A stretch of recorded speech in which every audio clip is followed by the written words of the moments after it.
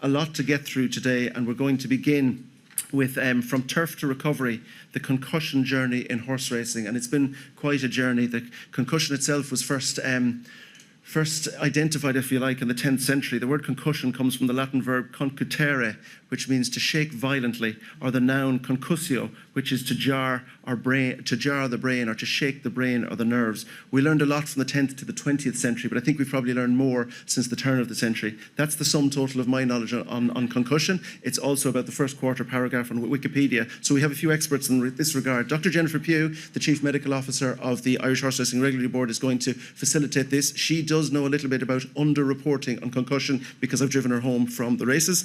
We have Rosie Hyman, who you saw yesterday, and this is her first language, if you like, concussion practitioner for the BHA, and she's developed the concussion awareness course there as well. So we look forward to her content. Dr. James Murray, the same, a lead psychologist for concussion management, both for the IHRB and the BHA, and he's been working on concussion right back as far as 2003. Taryn Mason here representing, she's the Chief Operating Officer of the South African Jockeys Academy, and it just struck me when I was looking at my notes this morning, and it might prep us for the day, that Tom Scudamore is going to be on this panel as well, and we don't see it as remarkable that we had Tom for injuries yesterday, we had the same Tom for being trapped under a horse, we had the same Tom for the saunas, and we have the same Tom for concussion, and we don't think that that's remarkable, that one person covers that. And he's sitting down there beside Phil Kinsella, who's a jockey, who could probably have covered them all as well. It's just interesting that we can have one crash test dummy to cover them all. So you can please welcome our first panel on concussion.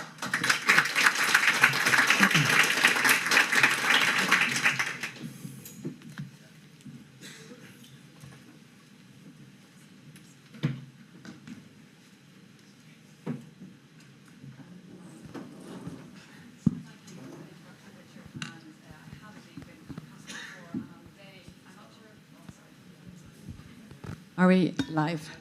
So I was mentioning that I have been concussed before, and I'm not even sure if I'm on day 2 or day 3 of jet lag, but if I were to do the symptom checklist this morning, I think I'd be positive for a lot of the symptoms of concussion. So try and bear with us, and I hope you all have had your coffee already this morning.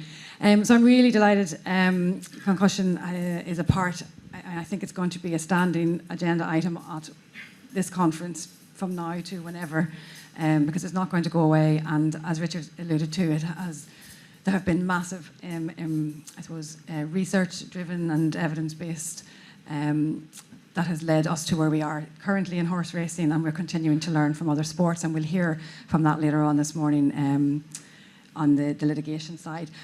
With our panel today, what I want to start with, if you don't mind, is we're not doing presentations for this one, it's just a panel discussion. So if we can, maybe just ask you for 2 or 3 salient points of what you would most like to, I suppose, get across on this morning's session, and it'll give everybody a flavour of what you guys are thinking. James, you're in the hot seat next to me. Sure. Yeah, so in terms of 2 or 3 takeaway points, really, I would say, first off, that the primary purpose of a concussion management program is obviously detecting concussion and then guiding a return to play decision. But actually, you can use that same system for at least 2 other things, which are also important. So the first would be mental health problem detection, because a lot of the symptoms of concussion overlap with those of common mental health problems like anxiety and depression. And there is, as was being talked about yesterday, there's a massive stigma still with admitting to or talking about mental health problems.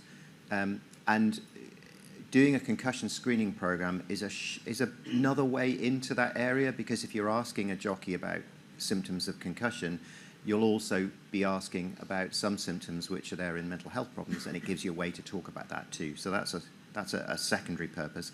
And a third purpose, which I think there's been a lot of concern and awareness about in the concussion field, but I don't know so much outside of that, is the use of concussion management data that we're storing up within our organisations for jockeys' later cognitive health after they've retired. We're talking about jockeys who might be in their 50s, 60s or 70s, who might be developing symptoms of mild cognitive impairment or dementia or Parkinson's, other sorts of neurological problems, and having early data from when they were in their teens or 20s or 30s is an absolute godsend for any clinicians trying to assess jockeys when they're much older. It mostly doesn't exist. If you talk to clinicians assessing for dementia in the NHS, for example, in the UK, they would say they almost never have that kind of data.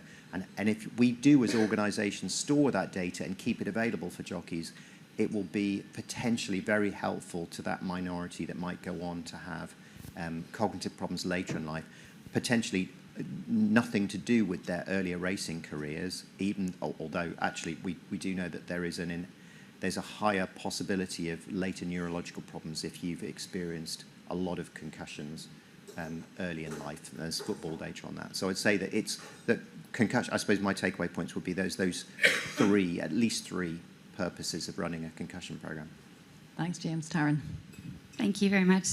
From our side, I think one thing with practicing while we're dealing with apprentices, they're not very good at expressing themselves and identifying the symptoms of concussion, as well as the fact that they don't want to be taken off the sport. So for us in South Africa, we do baseline testing with all our apprentices because with any fall, we'll take them off the track, we'll bring them in, we'll do a symptom test, score test with them, but most of the time, because of the adrenaline pumping through their system, they may not pick up the important symptoms to actually diagnose the concussion.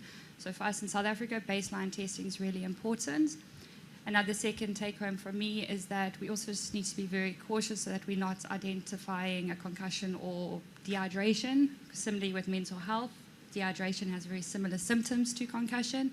And also because our apprentices and jockeys are generally dehydrated, it actually ends up resulting in more severe concussions. Thirdly, you don't need to hit your head to get a concussion. I think, and in horse racing too, you fall off a horse, you hit the rail, you hit the floor, the horse kicks you. I mean, those three impacts can result in a very, very severe concussion. But a lot of the time, the apprentices and jockeys will come through and go, oh, no, I'm feeling fine. I haven't hit my head. There's no concussion. But you can literally fall on the floor and have the same effect as being hit in the head. Thanks. So I think that the first one for me is starting off with collective responsibility. We talk a lot with the valets and the race courses. We talk a lot with the trainers, the yards, and through the medical team is collective responsibility that you'll speak to jockeys. And Tom was involved in a video for us where some of the jockeys would say, we got past the doctors. Because of the transient nature of concussion, you don't get past the doctors. You might have actually been fine when you were with the doctors, and then the symptoms came on later when you went into the changing room. Or someone might notice that you were doing something unusual, as you mentioned, the way you made a cup of tea in an odd fashion. So collective responsibility, if you see something that doesn't look right in someone that you know, report it back. We also introduced third-party reporting. We don't mind where the information came from, just get it to the medics, get it up to the CMA. So Jerry ultimately would manage it with the IJF. We're not worried about where the information came from. You're not telling us that they're concussed. You're just saying they're doing something strange. They're not acting like themselves. The medical team will then take that on board, and then there's a process that we go through to try and say, was that not a concussion? So collective responsibility is not just for the medical team. It's also for jockeys to look at their peers and be honest. It's not one that we mess about with. It's not one that you're dobbing your mate in for. It's one that it's an easy win. Let us know so we can look after people. The second one is multimodal assessment. So it's multifaceted, it affects a lot of different functions. There are more training programs now for physios and physical therapists and in medicine in general of what we should look for, but we're all bringing it all together, so we need to work together as multimodal, multidisciplinary teams and step in for each other. There aren't that many concussions in the UK with racing, although our incident rate is high relative to other sports. So no one person sees loads of them, so we work together. And the last one is early active rehab. So in the grassroots world, who haven't got access to the facilities and the expertise that we have, you would normally leave a safety net. In elite sport, we wouldn't leave the safety net. We would get in straight and just check, have you got this, have you got that, have you got the other? And we would go in straight away with early rehab to address things instead of waiting to see if they become the persistent symptom that then becomes problematic. And then as the NHS would take you on in 28 days, you might then get to see somebody when you could have just picked it up early and dealt with it quickly. So I think those are the three important things for me. Thanks, Rosie and Tom. I'm just here as a crash test dummy. Basically, my experiences with it, the protocols that changed, how ignorant, I suppose, we as an industry were about it. When I first started riding, had my first ride in 1998, had my first concussion in 2003, and then had my last concussion in 2023. So to see how things changed, my experiences of it, and what we've learned throughout the years. I think it's clear in the first 5 minutes of just how broad this topic is, and I suppose what we'll try to do is delve into some of that for us. Starting from the very beginning, which is really around baseline testing and the importance of neuropsychological testing, and I know within the room we'll have a wide variation of baseline testing, and it can be resource dependent. So, James, I'm going to start with you. There's no succinct way, I suspect, of talking about neuropsychological baseline testing because it is so complex. But I think for our audience to give a kind of a outline of what the tests are looking for, what tests are available, I'll let you guide this rather than me trying to guide you. But I suppose, given that our audience is not all neuropsychologists, James, and not many of our brains will work quite the way yours is, because you fascinate me endlessly. So I'm going to hand that broad question to you. Sure, yeah. Well, I can take, actually, you as an example, Tom, if that's okay. So 2003, so I would have been involved in the concussion management program in dealing with you back then, because it was the very start of the BHA's concussion program. And if the last one was also with the BHA, I would have been involved in that one too, and anything in between. And they would have been dealt with quite differently. So if we go back to 2003, we didn't have any baselines for anything. So for us in the BHA to manage a jockey who's had a concussion like Tom's, it would have just been a case of some clinical assessment. There may have been, that was just about the start of neuropsych tests back then. Yes, I remember my first concussion was at Peyton, as you say, just before the baseline tests came in. We could discuss about the baseline tests later and how they've changed and how jockeys' perceptions of them have changed. But that first concussion I had a fall at Fakenham, and I used to get delayed concussion. I was only knocked out properly once, but at that point you thought concussions were different, that you had mild concussion or heavy concussion. If you were knocked out for over a minute, you had 3 weeks off, and if you had delayed concussion, it was how well you could hide it. And so that day, I remember I had a fall at Fakenham. I've walked back into the changing room, past all the doctors. I've sat down, and then I've turned to the valet, and I thought I was at Taunton, which is 300 miles away. They basically carried me out the back of the weighing room. I went home, got a lift home that day, and from my grandfather, who was a jockey, and my dad's, who was a jockey, their experiences, they were basically, right, keep your head down for a week, stay in a dark room, drink lots of water, and hopefully you'll be all right for the weekend. Yeah. And the problem would be for a neuropsychologist or a clinical psychologist like me, where if we got some cognitive tests of somebody like Tom a few days after, would be that we'd get some test results and we've got nothing to compare them to apart from, well, what does the average person do on these tests? So all of the tests that, those neuropsychological tests that we use have been developed within research and given to a large-ish sample of people to establish how the test works. Typically in research, you might have given a test to a couple of hundred people, and those will be men and women, different ages. Often the interest in clinical neuropsychology is strokes, severe head injuries, Alzheimer's. So you're mostly going to be looking for a clinical population in their 50s plus, half men, half women, with a range of different sorts of educational background. And so the first thing that we found was those were a really bad way of trying to look at how jockeys were performing. Initially, when we were getting, we tried out a few tests and we would get baselines back, and half of the population looked like they were neurologically impaired, which was clearly not the case. It was just that a lot of jockeys, I think it's probably a bit less so now than was the case, but will have left school. We were getting jockeys who said, when you asked them, when did you leave school, bearing in mind that the school leaving age in the UK at that time was 16, were saying they left school age 11. They had very little education. They often had difficulties with literacy. And so their performance on those tests, which was normal for them, was much lower than might have been that of the reference group that were given the tests, who were either going to be much older adults or were going to be university students. So what we quickly moved to was getting baseline data for each individual jockey, for which you can compare later performance to. And I think that is absolutely crucial. If you don't have baseline data, and when we would have been assessing Tom's initial concussion, we wouldn't have had any, you're forced to compare to the general population, which means as a psychologist, you're operating on a very conservative basis. So anything that looks even slightly suspect, you'll just say, well, I don't think that looks good. I think you should stay off for longer, which is then frustrating for a jockey because they know, they feel absolutely fine and they're being kept off for longer. The advantage of having a baseline is that you can compare a jockey's post-concussion performance with their own performance pre-concussion. And when we were selecting tests for baseline, I mean, there are hundreds of different neuropsychological tests. We're having to look for a good balance between test usability and acceptability.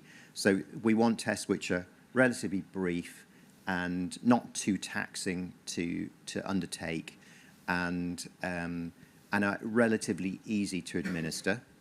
That's one thing. They've also got to be sensitive to concussion. So they have to be, some types of neuropsychological tests are very affected by having had a concussion, others not so. So for example, a test, or what's called the Stroop test, which is probably the least favourite, I'm guessing, of most jockeys, which is where you have to read out a bunch of words which are colour words like red, blue, green. Then you have to read out the colour of the ink that the word is written in, not the word itself. Sounds very straightforward, but it's like you just get brain freeze. Like doing a tongue twister all the time when you get all these lists of all the different things to do. But yeah, it gets you thinking. Yeah, that one is very sensitive to concussion, whereas there's another sort of similar test, which is just a list of words, and it's just please read out these words, and the words get increasingly complicated and esoteric, really. That's very insensitive to concussion. It's what's used as an estimate of pre-morbid education or IQ. So we have to choose tests which are sensitive to concussion, which are practical to administer, and where also they're stable over time. So some neuropsychological tests are very kind of context dependent. There's, for example, an issue we picked up with Impact, which is the most used computerized battery, is that the tests within Impact rely on you having a consistent attitude towards accuracy and speed. So a lot of neuropsychological tests do play on the two things. So either how fast can you do this test, so a reaction time type of test, or how many of these items can you get correct? You know, so there might be a test which says, have you seen this word before in the test? And there's a trade-off, a speed accuracy trade-off. So the faster you try and go, the more errors you'll make, and the converse. Unfortunately, that is that's something which is really quite context dependent. So if I told you that if you got too many wrong, you were going to be stopped from riding for another week, you'll really slow down and you'll try and get as many correct as possible. Whereas if I tell you this is really competitive, you know, do your best and see how many you can complete in the time available, you'll go as fast as possible. And different people, just by their personality type, like to have different trade-offs between accuracy and speed. And unfortunately, if the test results tell you how fast someone was doing or how many errors they've got, they're being really affected by that. So we know with Impact, because it does mix those two things, it's sometimes less stable than some of the other pen and paper tests that we've got. So we have to weigh up all of those things in the selection of tests that we use. And we use within within the BHA and the Irish Turf Club, we use a combination of, I won't name them all because it probably won't mean too much to people, but we use a combination of 5 pen and paper tests and the Impact computerized test battery, which is a US commercial battery. And there's also in the background something Rosie will talk about a bit more, the SCAT 6 that's used as well. And I'll leave it to her to talk about that. The thing is that our selection of tests is based on those factors and also the fact that we've got me as a clinical psychologist able to look at all of those tests and interpret them and make judgments about them. And I think I would say is if you don't have access to a clinical psychologist or a neuropsychologist, you're really going to be much more limited in terms of what you can make of those tests. A little bit in a way like if you think about getting blood tests, any of you who are medical doctors here, when you get a patient's blood test results, it does come with things telling you whether things are within the normal range or not. And if you were a GP, you can make reasonable use of that. But if you're a hematologist, they will be scoffing at you, as a general practitioner, saying that's not how you interpret blood test results. It's much more complicated than that. And the same applies to neuropsychological tests. There's a certain amount you can say in terms of what looks normal, almost as a layman or a general practitioner, or you can pick up from a little bit of training. But if you haven't got someone with expertise, then you're really much more constrained as to what's sensible to use, really. And one of the things that commercial test developers and manufacturers will try and do is sell you the prospect of, we can do all this online, it's very easy, and it'll give you a simple answer, yes, no, as to whether this jockey is recovered. I'm afraid that's simply not the case. If you've got baselines and post-concussion tests to use, and you want to get the most out of them, you really need access to a psychologist who knows what they're doing to interpret those. Thanks, James. We could probably have a panel session just on neuropsychological baseline testing, and it is absolutely fascinating, even just reading the reports when they come back. I suppose we have a wide range of countries and varying resources, and not everybody, I presume, has access to a neuropsychologist. For a country or a jurisdiction who may be starting out on this journey, is it correct or incorrect to say, or is there a right answer? If you're using Impact or one of the computerized tests, is that better than nothing? If you don't have access to a neuropsychologist?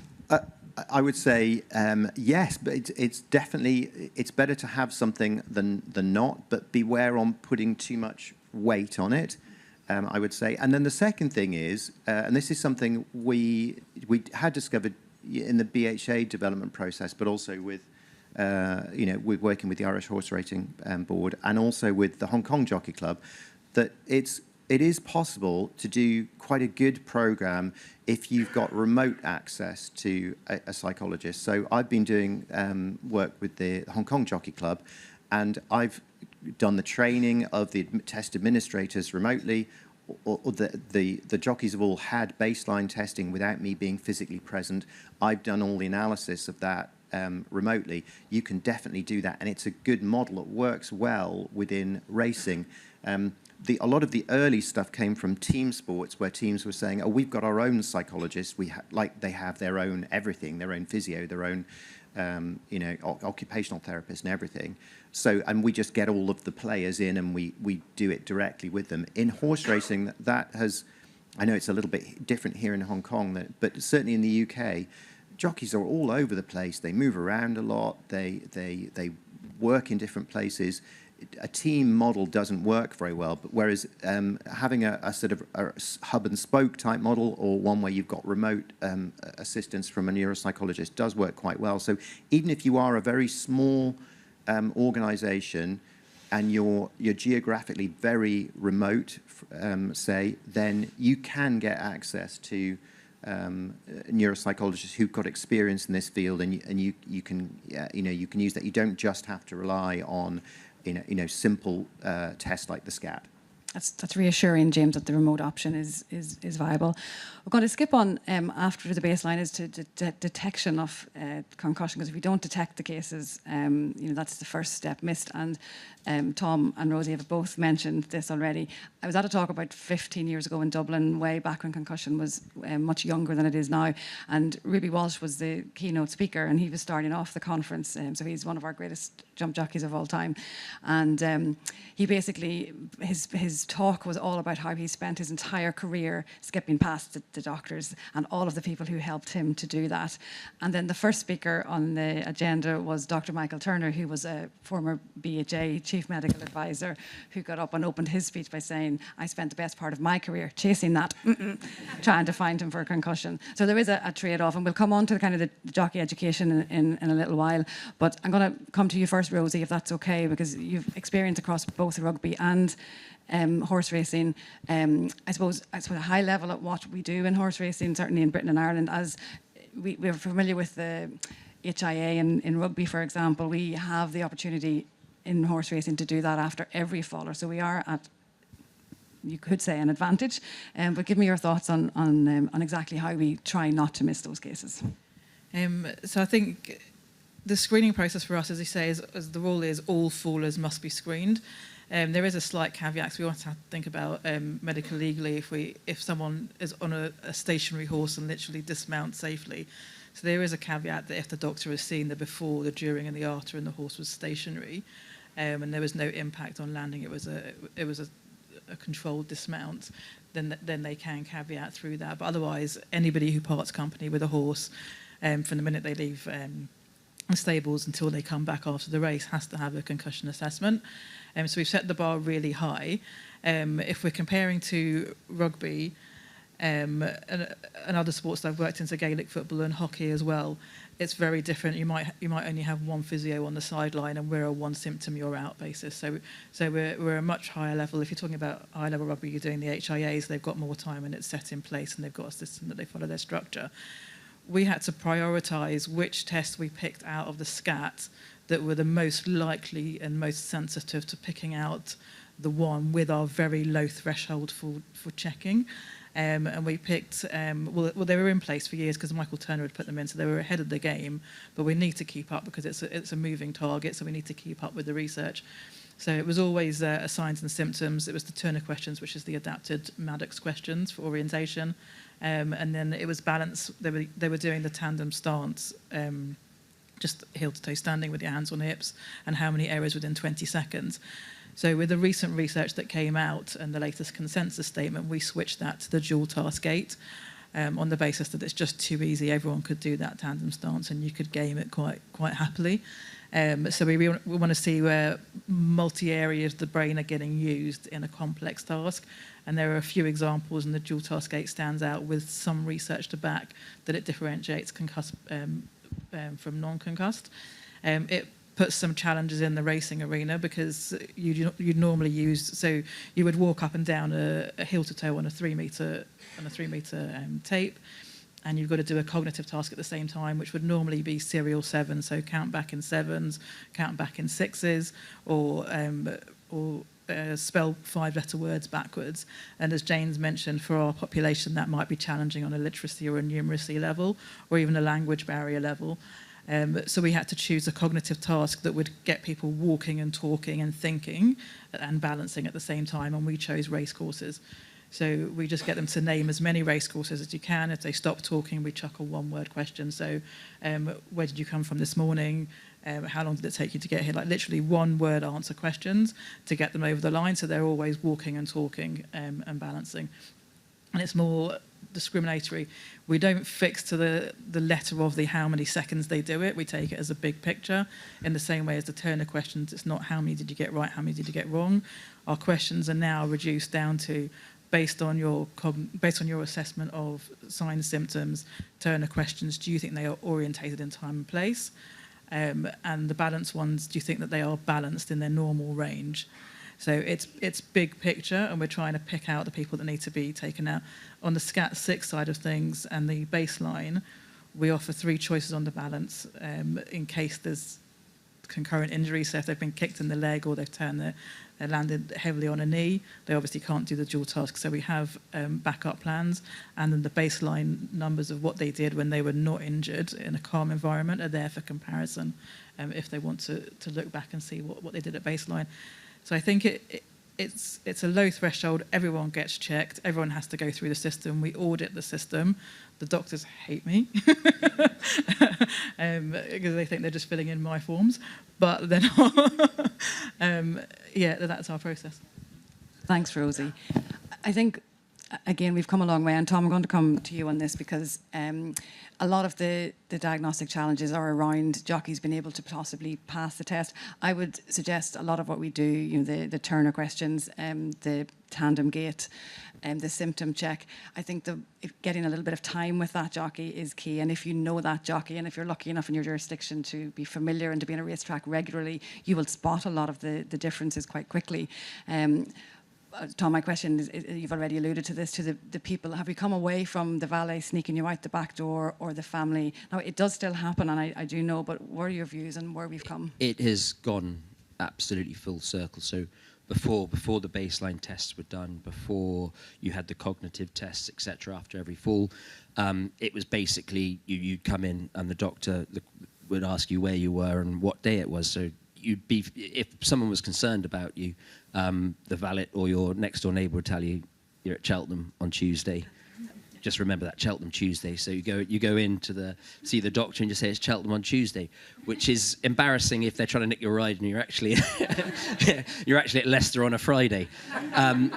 So there was that occasion. So everybody was just ignorant. So if you base that to the final time I had concussion, which is at ICHSWJ in 2023, I had delayed concussion. I had the fall. I was seen to by the doctors. I walked into the weighing room.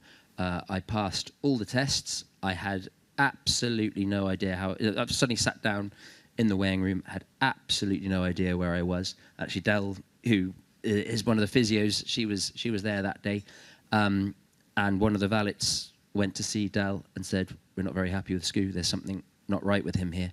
And Del came out, and one of the nurses, Sarah, came out. And I was in a terrible state. So that's how it's gone full circle. So before, you'd sort of cover those things, whereas now there's that understanding, and it works together. And I think that the best changes of it all is that understanding about it. Is that, you know, as a jockey, when you get hurt, the problems with concussion we always felt before is it was so standardised that if you were caught, you know, that's a stupid thing to say, if you were caught with concussion, and that's exactly how it felt, it was mandatory 3 weeks or 21 days, 3 weeks, same thing. And then the baseline test came in, and you suddenly had not a target, but you could get better. It wasn't standard. It was you could get back within a certain time. But there was still that lack of understanding around it, that you just felt that if I gave myself time in a dark room, got plenty of sleep, and drank plenty of water, I would, you know, I might be able to take the baseline test in 7 days, 10 days. Whereas now, it's reactive and proactive recovery from it. So the last time I got the concussion, you know, within 2 days, we're very lucky in the UK. We have 3 centres littered all over the country with the IJF. Injured Jockeys Fund. We have one in Lambourne, one in Newmarket, and one in Moulton up in Yorkshire. And I was able to go there and have a full recovery. So I was seen by the physios. I did tests beforehand. I was put under pressure to have tests. So there's that picture being built before we go and have the baseline test. So it's just amazing how it's gone full circle, and the understanding and everything that is there for it. And it's you know, it's something, and therefore, as a jockey, you have that belief you can trust the system, and it's not something then you're trying to run away from. Thanks, Tom. It's worth Googling Patrick Mullins in the Racing Post in 2023. He had a delayed concussion, passed the doctors, past everybody. But he writes. He's our champion amateur. He writes very well. He has a career in journalism, but he has written a really good article on his story of basically him and everybody around him hiding his concussion. And he rode in the bumper that day and went home. And I got a phone call about 9:30 to say Patrick still doesn't remember anything. What do you mean still doesn't remember anything? So it's worth a Google because he articulates it. And he wrote the article not to throw us under the bus, but to highlight how stupid it was what he did and all of the people around him. Now that we've caught you, Tom, I'm going to ask Taryn, you're involved in the apprentice school in South Africa and you're heavily involved in the rehab. What's your approach when we've caught someone and they're heading your way?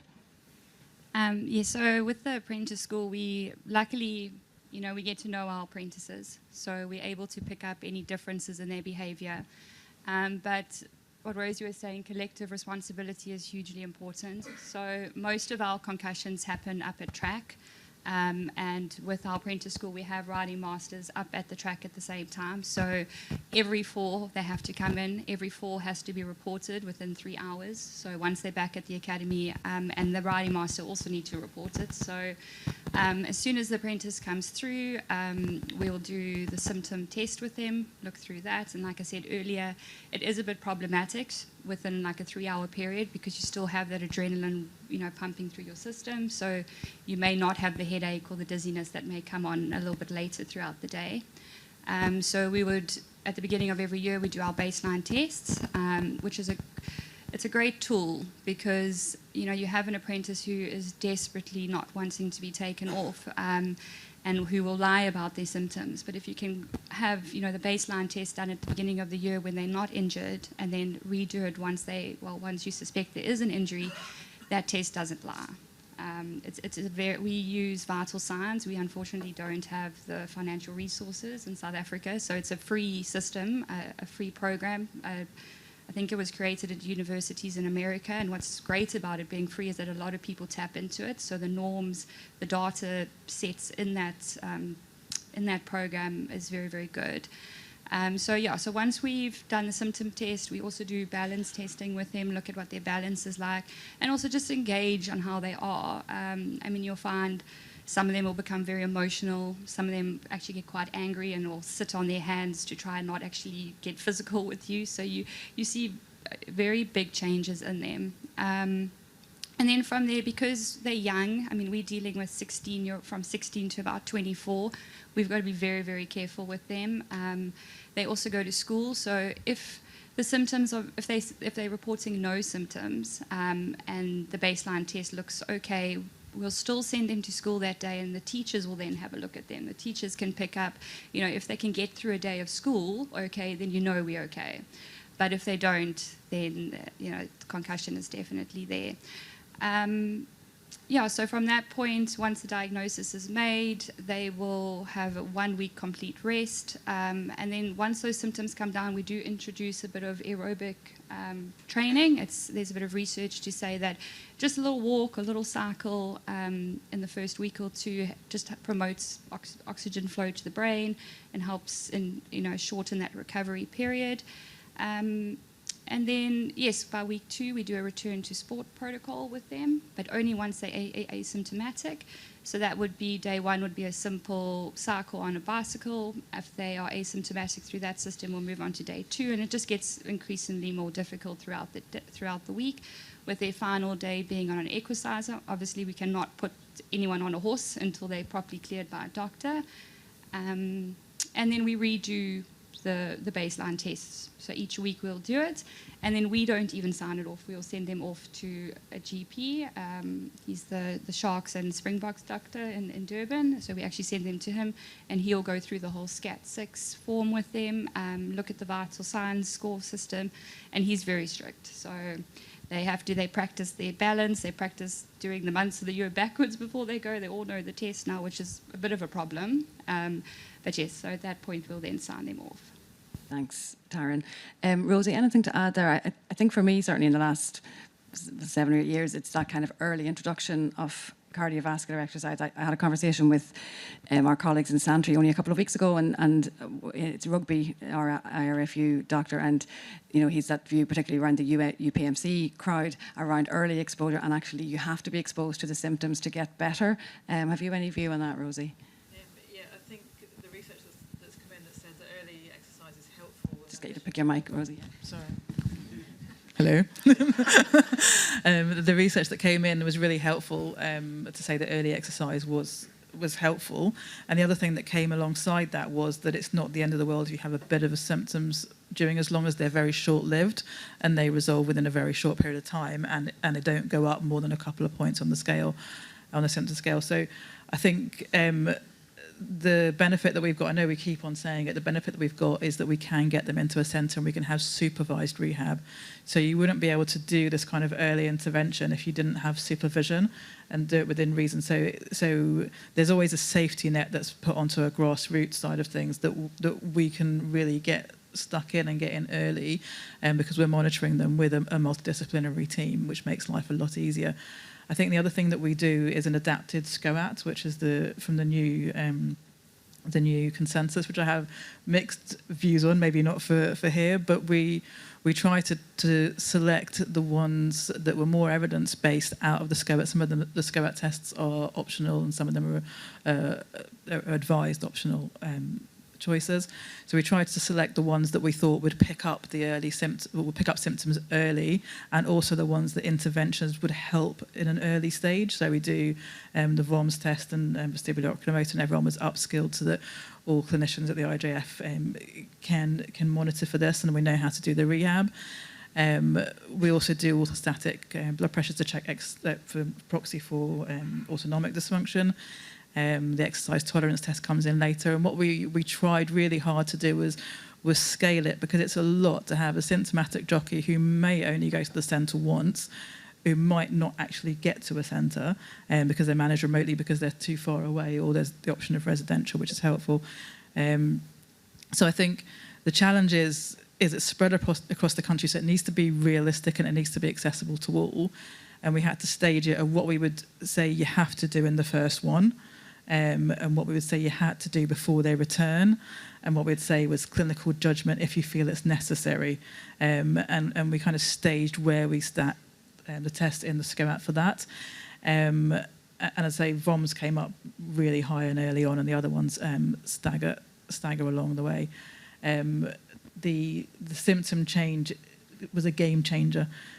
So working in rugby before, all the good things that we were learning with our CPDs, and we were doing lots of extra training and stuff, we could look at vestibular oculomotor, but we couldn't do it because we were under pressure to get that player back in. And if there was a chance they were going in by Saturday, and it was a 7-day turnaround, you've got the pressure on you, which you're not meant to listen to, but it's very difficult not to have it on your shoulders. The player is essentially fine, and by current standards at the time, they'd passed all the criteria they had to pass, but we were all wanting to do these extra tests with them, but we knew that we would make them symptomatic by doing these extra tests because they're provocative. So you're in this position of, do I look for something that doesn't appear to be there just in case because I might be able to help it? Or do I let you crack on because you've met current criteria? So that introduction of short-lived symptoms was really helpful.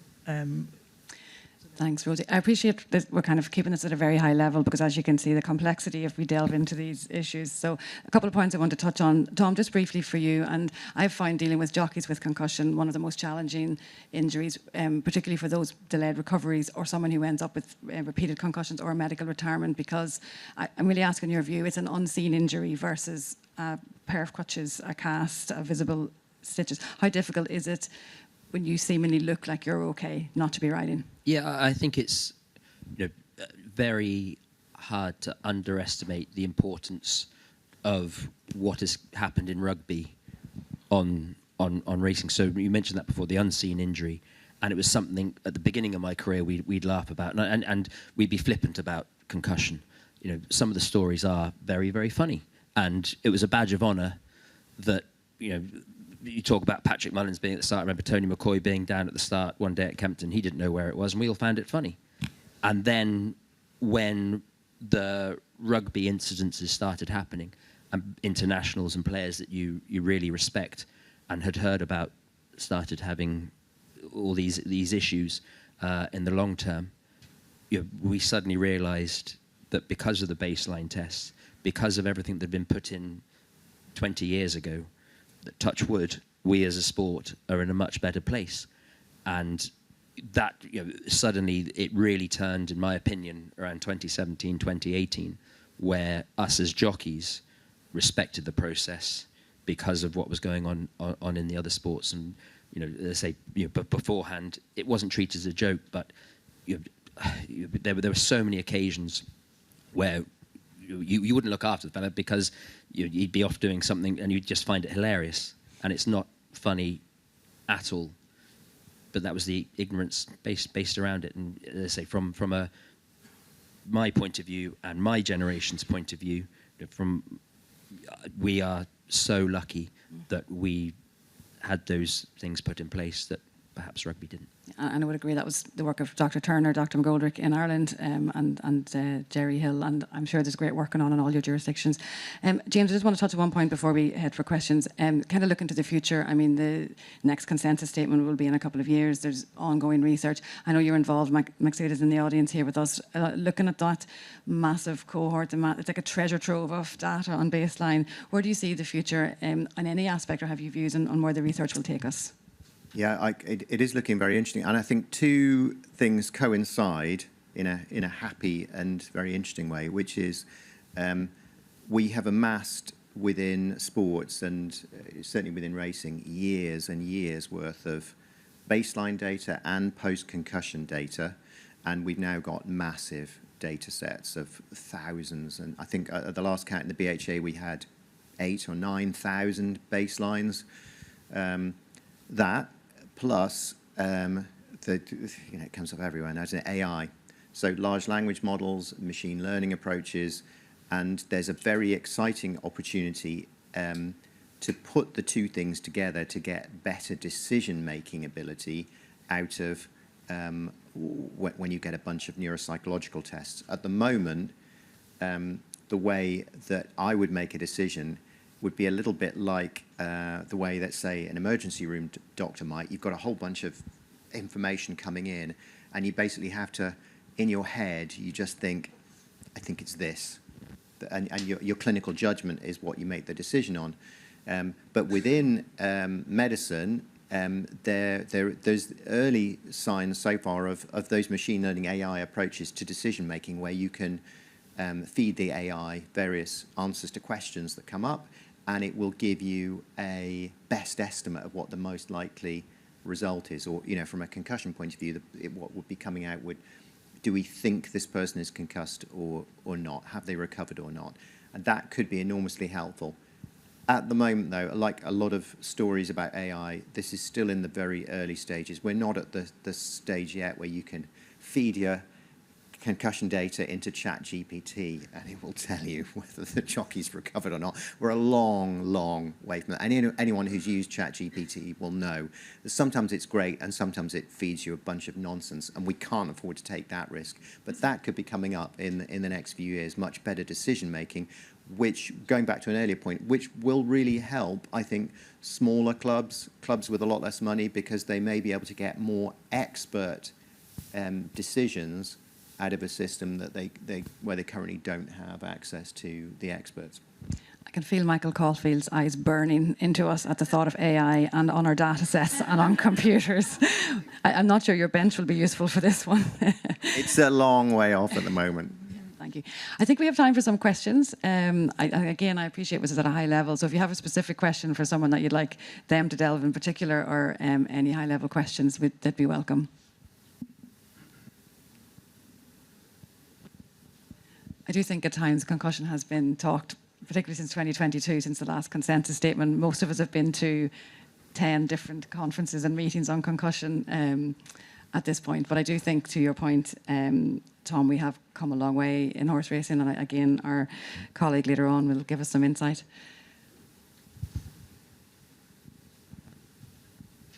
Hi. I don't know where to begin. I have so many questions. But I suppose, I think I agree with what you say, Tom, when you say it's come a long way, but jockeys are inherently incredibly competitive, and I think it's still their natural initial instinct to deny, and initially to kind of I'm not feeling that, or I'm not, I suppose, avoid it and look the other way. But sometimes I mean, it's been alluded to as well about the language barrier, and I think that the lack of maybe education in jockeys is a big thing. And if you don't have the language, you can't identify the problem. And certainly I have been unfortunate enough to have quite a few myself. So I've experienced a whole range, and I found as someone who is really struggling with it, it was very difficult to sit across from someone who was looking for answers that I was looking for. You know, you're being asked how you feel, but you're also hoping that that person's going to tell you what's wrong. So I think there's probably a space, and you're all talking about tests and things like that, which I think can be very challenging, especially with the cohort in question, and that it, you know, maybe a more, and getting to know jockeys, I suppose, is really important. Maybe a more holistic kind of, I suppose, approach to it might be helpful. I suppose the thing I'm really trying to get to is there value in trying to enable jockeys with the language and the words and the, you know, familiarizing them with all these different feelings and emotions, experiences that could potentially be feeling. I think there's we're missing a bit of a trick in helping jockeys be aware of it in the first place, if that makes sense. Because certainly I feel in many cases, jockeys are learning the hard way in everything. And we've talked a lot about weight, and I've had a lot of conversations with jockeys through my research. The senior jockeys, they're learning the hard way. You know, they know now what's better. They know now what nutrition makes sense. But they've learned that the hard way. And I suppose I'm just wondering, is there something to be gained from, I wonder, so the language? Yeah, Rosie, I'll come to Taryn then next. Rosie, well, I was just going to ask, the symptom checklist has become very much more in use, because I think that, to your point, Katie, actually recognising a symptom as being related to concussion. So we have symptom posters on all of the weigh rooms now in Britain and Ireland, where jockeys will actually have to read down through that. But anyway, sorry, Rosie, I'll let you go ahead, and then I'll ask you first, Rosie. So on the awareness thing, that was one of the first things that I was tasked with when I was putting in post. And we have the online concussion awareness, which we know is taken up by a lot of people, but not that many jockeys. So we went out to them and we did it at the Claimers Workshop. That now I'm invited twice a year to go to the Claimers Workshop. And when I first started, the conversation was very much, this is a dangerous sport, giggle, giggle, giggle. If we thought it wasn't dangerous, if we were scared of a dangerous sport, we wouldn't do this. And this is low on my radar. And the conversation has changed massively in just the 4 years that I've been doing it. And now we sit more in a round table and we have a chat. And there will be a couple of jokes here and there, but they know the symptoms and they come out with them, whether they've done the course before they turn up, because they're asked to do it before they come in. Whether they've done it or not, they've got an idea of the basic ones, maybe not the less common ones, which we then discuss and we talk about. But it's much more of an open conversation, and they are getting involved and engaged in that session. What they do later and how that translates to reporting is another challenge, and the peer pressure and the rest of it. But we are getting the message across that it's an easy win if we get you quickly, and when we can look after you. And I think I saw it in other sports as well, that it started off as hide it and don't tell the physio, and then it would become, Rose is not right, you've got to take him off. You know, and I think we're getting there, and we're going for the younger generation, so I think it is getting better. And Taryn, similar education programs for the apprentices, or how do you teach? No, most definitely. I mean, within their first orientation week, we touch on concussion. So education is hugely important. Also for them to identify and to know what's going on. Like you say, I'm sorry you've been through it. It's a horrible experience, and you're not quite in touch with the world and reality. So when it happens to you, it can be quite an anxiety-driven experience. So to equip them with the education, and also just to help each other and identify with each other. You know, jockeys know each other better than anybody else. And having senior jockeys accept concussion as a reality, and for them to give it the credibility that it deserves, is also hugely important, because the younger generations are obviously looking at the older guys for it. The language barriers, education. I mean, in South Africa, we have 11 official languages. We have international students coming through. So it's quite difficult to teach the language. But that's why baseline testing is so important, because that is not looking at IQ. It's not looking at intelligence. It's literally just looking at your speed versus accuracy, your memory tests. So, yes, I think we are moving in the right direction. We're unique in South Africa. We're one academy. Every single jockey that's come through South Africa has come through one academy. So we're able to centralize information and have the opportunity to educate from the bottom up. But yes, it's still a problem, but then there's definitely more we can do.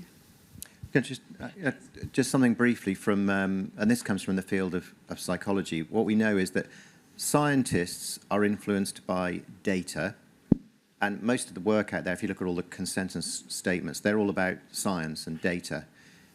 Most human beings are not scientists, and they are not influenced by data and academic publications. They're influenced by powerful narratives and examples around them. So somebody like Tom saying, this is what happened to me when I had a concussion. We thought it was funny, but it's not funny. This is what it actually did to me, or this is what it does to people around you, will be much more powerful in influencing the behaviour and attitude of jockeys than any amount of bar charts from someone like me. Thank you. Anything further?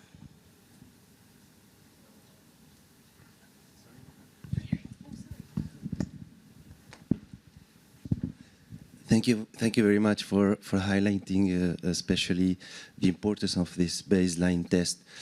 I want to ask the panel, what do you think of the use of post-concussion test on deciding of the duration of stopping? Is it used or not? And the second question is, do you think, or can we have some ideas on some treatments that may accelerate the process of the recovery from concussion? James, you want to take the question on the baseline for post-concussion testing first? Most organisations will have a minimum stand-down period, which is, it varies by organisation. So the BHA is 7 days, others I know are 12 days, 21 days. Usually those are based on a bit of a combination of science, but also just sometimes costs, actually. So the more amateur your organisation, or the less money you have, then the longer period you'll put in, because it just saves you having to check on people earlier. Beyond that, we certainly within the BHA would after that mandatory stand-down period, we'd be looking at using not just neuropsych tests, but the whole range of results that we've got to guide return to riding, and I think that fits in with what the guidance would say. It's very sensible. What you will find is that most people's symptoms resolve usually actually within 4 days. So often the 7-day one is set on the basis that, well, on two things. 7 days because for team sports it means you miss the next match, and also because it's well after the 4 days. So you know that most people will have recovered without you having to do anything. But there's a long tail on that, and you often then have to step in. If someone's still having symptoms or is still not performing well on neuropsychological tests after 3 weeks, you probably have to step in to look at doing extra investigations or more rehabilitation. And this is where actually the psychological side and the physical side diverge, because the brain is not a muscle. It doesn't respond in the same way as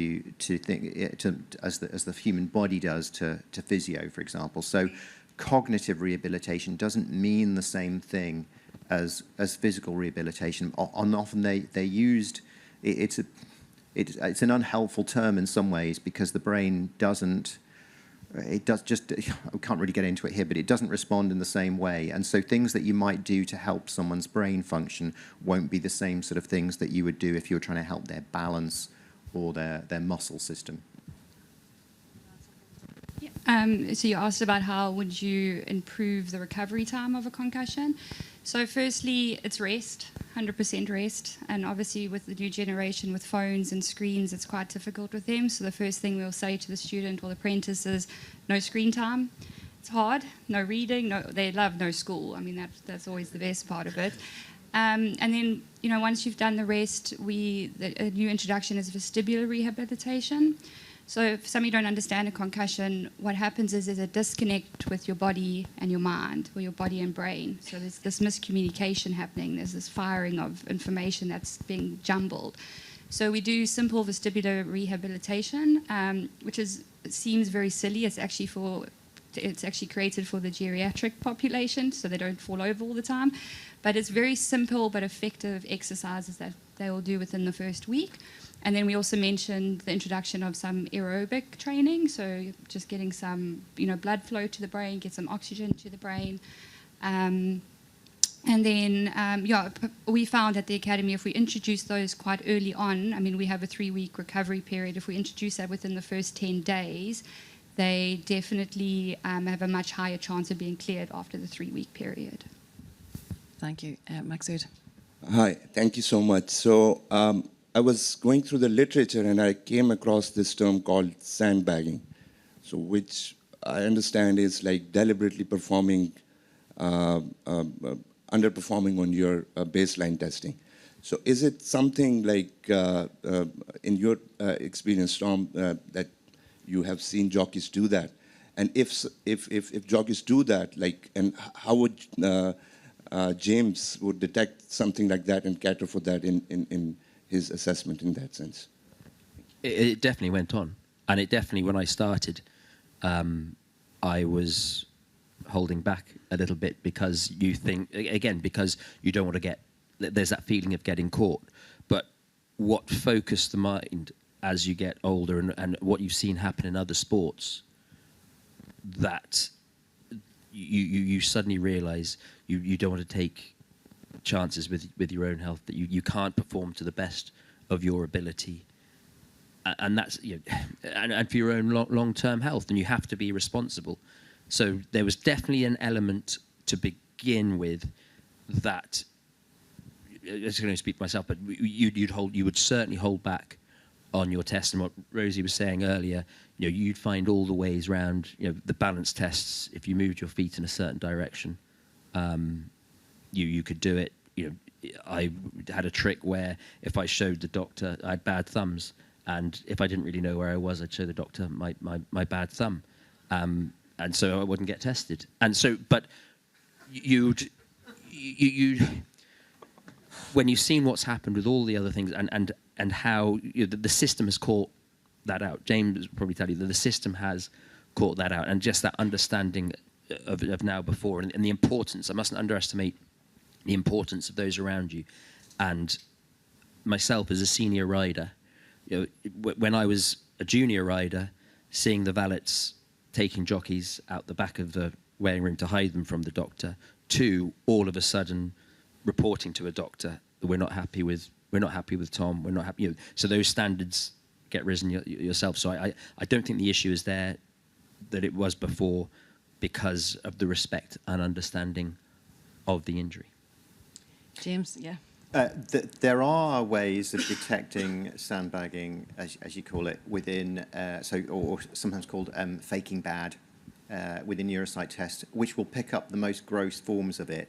But the more subtle forms that Tom mentioned there are more difficult to come across. And this is something for not to ever repeat to any jockeys. But given that concussion has similar effects to drinking alcohol and sleep deprivation, the best way of getting a genuine underperformance is have a few too many drinks the night before and don't go to bed, and turn up with a terrible hangover and not have slept. Do your best then on the test, and you'll just get a somewhat low baseline. Don't ever repeat that. But whereas the more gross forms of trying to fake bad, we can pick up and we call people back in. But the best way of that not happening is what Tom was describing. It's changing attitudes, because all of the systems we have in place, people can still get away with that. But if people's attitudes change to it, then it hopefully becomes less of an issue. Final word to Rosie, because I'm getting the eyes, we're tight for time. Just a bit of, it sounded counterintuitive good news, is our concussion rates have gone up, but our fall rates have gone down, which we think is the same as what's happened in rugby, which is the reporting has gone up.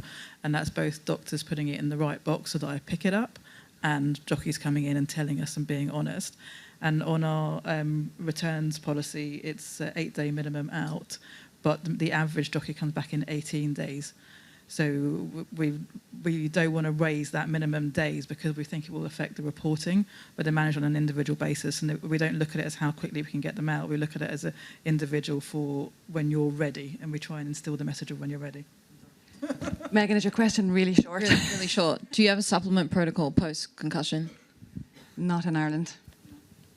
We might speak about that later. So we're going to wrap this up. To our media team, or Sarah Jane, make note that we have to edit out James's line there before these talks go out. To Tom, I was such a nerd back in the day when I did my baseline test. I was so competitive. I used to do really, really well. So that's the difference between me and the real jockeys. So thank you very much to our panel. I would encourage you to take time this afternoon or the coffee breaks. If you have anything you need to pick these brains on, please do. And we'll hand back to Richard. Thank you.